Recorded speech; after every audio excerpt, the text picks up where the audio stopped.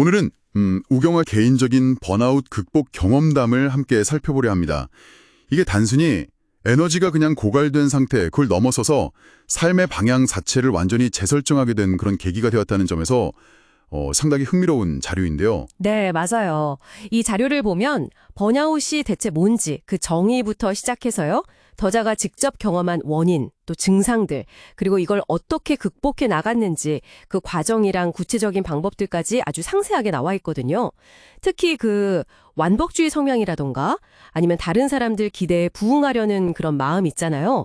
그런 내면적인 요인이 번아웃으로 어떻게 이어지는지, 또 회복하는 과정에서 뭐 자기 이해라든지 삶의 균형, 생산자 되기 같은 개념들이 어떤 역할을 했는지 그런 점들을 좀 주목해 볼 필요가 있습니다. 맞습니다. 이게 그냥 좀 쉬면 낫겠지 하는 그런 수준을 넘어서는 깊은 성찰이 담겨 있는 것 같아요. 그럼 이 경험 속으로 한번 들어가 보죠. 번아웃이라는 이 힘든 과정이 어떻게 보면 또 성장의 기회가 될 수 있는지 함께 좀 탐색해 보면 좋겠습니다. 먼저 자료에서 번아웃을 어떻게 정의하고 있는지 그것부터 짚어볼까요? 네, 보통 어떤 활동 후에 심신이 지친 상태 또는 의욕이 없는 무기력 상태가 지속되는 것, 뭐 이렇게 설명하는데요. 소진증 후군이라고도 부르죠. 근데 저자의 경험을 보면 이게 정말 단순한 피로와는 좀 차원이 다르구나 하는 걸 알 수 있습니다. 그렇죠. 저자가 보니까 11년간 직장 생활을 했고 특히 그 중간 관리자가 되면서 책임감도 커지고 업무 강도로 높아진 상황. 이걸 원인 중 하나로 꼽았어요. 근데 단순히 일이 많은 것 말고도 또 다른 요인들이 있었다는 거죠. 네, 그 점이 중요합니다. 그러니까 물리적인 피로 그것뿐만 아니라 스스로 언급했던 착한 사람 콤플렉스 같은 거요. 아니면 또 완벽주의 성향. 다시 말해 자기 에너지 수준은 별로 고려하지 않고 자꾸 타인의 기대나 높은 기준에 맞추려고 애썼던 점. 이게 핵심 원인이었다. 이렇게 분석을 해요. 혹시 지금 듣고 계신 분 중에도 좀 비슷한 생각이나 어떤 압박감 같은 걸 느껴보신 적이 있으실까요? 이런 내적 요인이 사실 소진을 더 가속화시키는 경우가 많거든요. 그런 내적인 압박감이랑 또 과도한 업무 부담이 맞물리면서 결국에는 심각한 증상으로 나타났군요. 자료에 묘사된 증상들이 보니까 정말 심각하던데요? 네, 맞아요. 극심한 우울감이나 무기력은 뭐 기본이고요. 기력 저하, 짜증도 잦아지고 만성적인 감기나 허리 통증, 두통 같은 신체 질환까지 동반했다고 하죠. 심지어는 우울하다고 말할 힘조차 없었다. 이런 표현이 당시 상태가 어땠는지 좀 짐작하게 합니다. 제가 듣기에 가장 좀 충격적이었던 건 그 기억력이나 인지력, 집중력이 눈에 띄게 떨어져서 자신감까지 잃고 사람 만나는 것조차 힘들어졌다는 부분이었어요. 뇌 CT까지 찍었는데 이상이 없었다니. 이게 진짜 번아웃의 무사업인가 싶더라고요. 네. 과로, 스트레스, 또 미래에 대한 불안감, 이런 것들이 복합적으로 작용한 결과였던 거죠. 맞아요. 삶의 의미를 완전히 잃어버리고 희망이 보이지 않는 상태. 그게 가장 큰 고통이었다는 말이 참 기억에 남습니다. 바로 그 지점에서 전환점이 찾아옵니다. 저자는 그 다널드 수연이라는 걸 통해서 신체적, 정신적 회복의 실마리를 찾았다고 하는데요. 뭐 기체조라든지 호흡, 명상 같은 활동들이 좀 도움이 되었다고 해요. 근데 여기서 중요한 건 어떤 특정한 방법론 그 자체보다도 이 경험을 통해서 스스로를 좀 깊이 들여다보고 자기 몸과 마음에 집중하는 시간을 가졌다는 점인 것 같아요. 맞아요.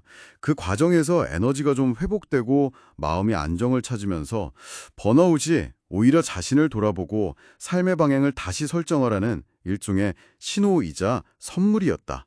이런 깨달음을 얻게 된 거죠. 그 고통 속에서 의미를 발견해 나가는 과정이 참 인상 깊었습니다. 네, 그리고 이 경험이 이제 구체적인 대처법으로 이어지는데요. 첫 번째가 바로 나 자신 알기예요. 글쓰기 같은 걸 통해서 내가 정말로 뭘 원하고 어떤 가치를 중요하게 생각하는지 깊이 탐색하는 거죠. 이것이 바로 변화를 위한 용기의 시작이었다. 이렇게 말합니다. 나를 아는 것에서 그치지 않고 실제 삶의 방식을 바꾸는 거. 삶의 균형 이걸 두 번째로 강조했죠.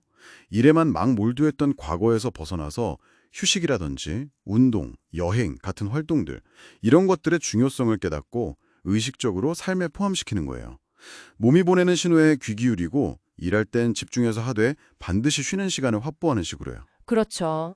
사업가로서 장기적인 관점에서 봤을 때 지속 가능성을 위해서 이 균형이 정말 필수적이라고 본 거죠. 그리고 마지막 세 번째 대처법, 생산자가 되기. 이것도 상당히 흥미롭습니다. 직장에서 그냥 소모된다는 느낌 대신에요.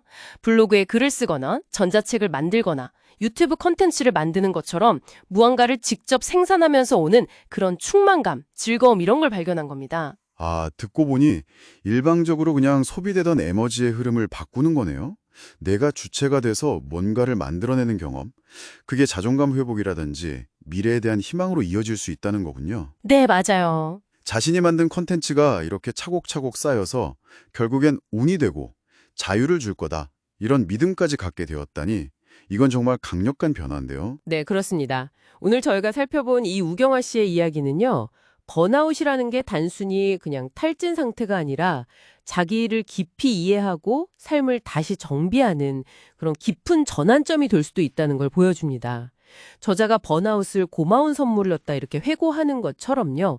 때로는 가장 힘든 시기가 가장 큰 성장의 발판이 되기도 하는 거죠. 네.